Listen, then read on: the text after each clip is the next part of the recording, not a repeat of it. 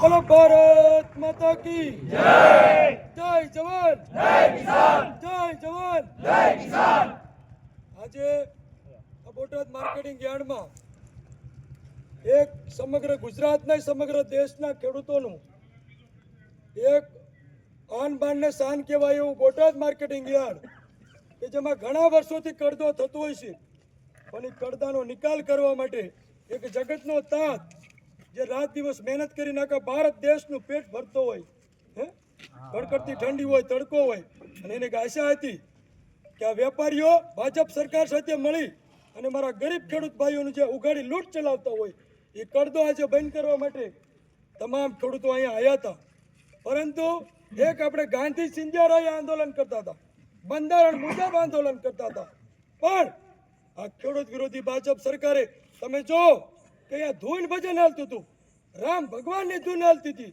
આમ તો રામ જય શ્રી રામ ની વાતો કરતા હોય છે, અને જ્યારે રામનું ધૂન હાલતી હતી અને એ ધૂનમાં જગતના તાતનું અપમાન કર્યું. અને રાત્રે 3 વાગે, એટલે રાત્રે તમારે કોઈને ડિટેન કરવાના હોય, રાત્રે 3 વાગે જગતના તાતનું આપણો હૃદયનો ખેડૂત સમ્રાટ રાજુભાઈ કરપડાનો મિત્રો આ લોકો ડિટેન કરીને લઈ ગયા. ડિટેન કરવા દેવું જોઈએ? સમગ્ર ગુજરાતમાં નહીં પણ સમગ્ર દેશમાં આ કડદાનો આજે મિત્રો પડઘો પડ્યો છે.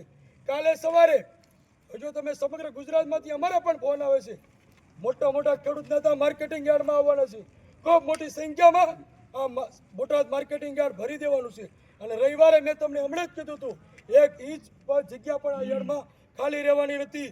ગોપાલભાઈ હોય, સુદાનભાઈ હોય, રવિવારે હું એમ કહું છું કે જો કડદાનો નિકાલ નહીં આવે, છેક દિલ્હીથી અરવિંદ કેજરીવાલ પણ આ મિત્રો માર્કેટિંગ યાર્ડમાં આવવાના છે. એટલે રાજુભાઈ કરપડાની તમે ધરપકડ કરશો તો આજે રાજુભાઈ કરપડા સમગ્ર ગુજરાત રાજ્યમાં ઘીરે ઘીરે એક ખેડૂતનો દીકરો બીજો રાજુ કરપડાનો અવાજ બની અને યાર્ડમાં આવશે ને? તો મિત્રો રાજુભાઈ કરપડાનું જ્યાં પણ આપણને લોકેશન મળશે, પ્રમુખ સાહેબે કીધું એમ, પછી આપણે યોગ્ય નિર્ણય કરશું. અત્યારે આખી ઈશુદાનભાઈ જોડે, ગોપાલભાઈ જોડે તમામ ચર્ચા અમારે થઈ જશે. હમણાં ટૂંક સમયમાં નિર્ણય લેવા જશે અને સવારમાં શું પણ આપણે કાર્યક્રમો કરવાના છે એ આપણે જોરદારથી આપણે એનો સામનો કરવાનો છે. અને હું તમને એમ કહીશ કે આ ભારતનું બંધારણ નથી, મને તો પાકિસ્તાનનું બંધારણ હોય ને એવું લાગ્યું. 22 મિનિટ સુધી સૌપ્રથમ તમે સૌ લોકોએ રાજુભાઈ કરપડાને ધરપકડ ન થવા દીધી ને એ માટે જગતના તાતને એકવાર જોરદાર 22 મિનિટ સુધી સંયમ રાખ્યો અને ખેડૂતભાઈએ રાજુભાઈને બાદ ભરી લીધી.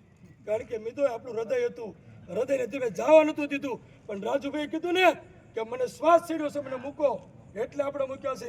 બાકી રાજુભાઈના ઢેલા બાર આપણે નીકળવાનો દે એ તાકાત જગતના તાતમાં છે, એ તાકાત આજે ખેડૂતોએ બતાવી છે.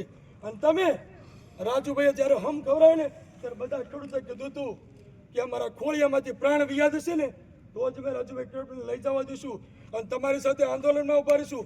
એમાં તમે ખડા ઉતર્યાશો, પણ હવે જ્યાં સુધી કડદાનો નિકાલ ન આવે ત્યાં સુધી આ આંદોલનમાંથી મિત્રો 1 ઇંચ પણ આપણે પાછું હટવાનું નથી હટવાનું ને? અને કાલે હું તમને એમ કહું, સમગ્ર ગુજરાતમાંથી આજે રાજુભાઈની ધરપકડ કરીશું ને સમગ્ર ગુજરાતમાંથી ખેડૂતોના દાડે દાડા બોટાદ માર્કેટિંગ યાર્ડમાં આવશે. અને રવિવારે માત્ર ગુજરાતમાં કડદો થવાનું છે. અને આનું આજે ચીફ માર્કેટિંગ યાર્ડના ચેરમેનો ભાગી ગયા ને એને કોઈ નિયમ નથી લાગતો. અહીંયા જાહેરમાં બોલે છે કે હું કડદો જે કરશે એને દંડ મૂકીશ, એ ખેડૂતનું લાયસન્સ કરીશ. એને મૂછ ન કહેવાય, એ નમસ્યા કહેવાય. કે અહીંયા 1 જ મિનિટમાં હેઠે ઉતરીને ફરી ગયા. ભારતીય જનતા પાર્ટીને આ તો વાત છે કે જાહેરમાં બોલ્યા અને લેખિતમાં આપણને આપ્યું નહીં અને કીધું કે હું લેખિતમાં ના આપું. અને અહીંયા સુધી હદ વટાવી કે મારા પિતાશ્રી બીમાર છે, પિતાશ્રી બીમારનું બહાનું બતાવી જૂના માર્કેટિંગ યાર્ડમાં મીટિંગ કરી હતી. આ પણ મિત્રો આપણું હળહળતું અપમાન છે. અને અત્યારે જે રાત્રે 3 વાગે કર્યું એ સમગ્ર દેશમાં નહીં પણ દેશની બહાર પણ આ ઘટનાની નોંધ લેવાય છે. આજે ભારતના ખેડૂત સાથે આ ઘોર મોટો અન્યાય તો છે. આ અન્યાય આપણે સહન મિત્રો કરવાનું નથી. તો આવતીકાલની લડાઈ આપણા માટે એમ રહેશે. અને રવિવારની લડાઈ આપણા દેશના બંધારણને ધ્યાનમાં રાખી આ માર્કેટિંગ યાર્ડની કોઈ પણ વસ્તુને આપણે મિત્રો એક પણ ઇંચ ક્યાંય નુકસાન નથી કરવાનું. ગાંધી ચિંજારાએ હાલવાનું છે, કોઈ કાંકરી ચાળો કરવાનો નથી.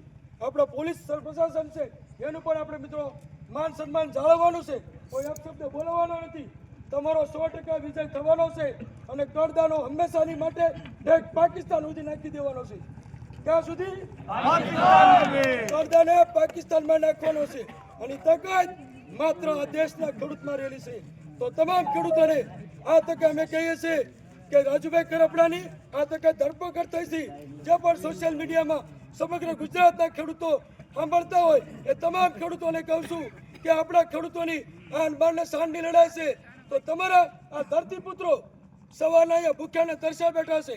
આ પ્રશાસને અમારી પાણીની પણ વ્યવસ્થા નથી કરી. લાખો કરોડો રૂપિયાની સેસ ફી ઉઘરાવતું આ બોટાદ માર્કેટિંગ યાર્ડ છે અને મને સવારથી એક પાણીનું ટીપું નથી મળ્યું.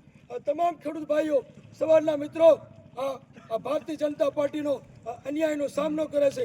તો સમગ્ર ગુજરાતમાં જ્યાં પણ અમારો અવાજ સાંભળતા હોય તો આપણા ખેડૂત નેતા રાજુભાઈ કરપડાનો ખેડૂતોનો અવાજ બની આવતીકાલે ખૂબ મોટી સંખ્યામાં બોટાદ માર્કેટિંગ યાર્ડમાં પધારો એવી મારી નમ્ર વિનંતી છે.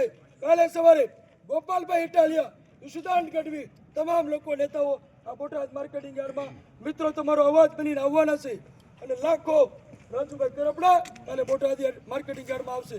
તો તમામ લોકોને હું નમ્ર વિનંતી કરું છું કે ખૂબ મોટી સંખ્યામાં આવતીકાલે બોટાદ માર્કેટિંગ યાર્ડમાં આવશો.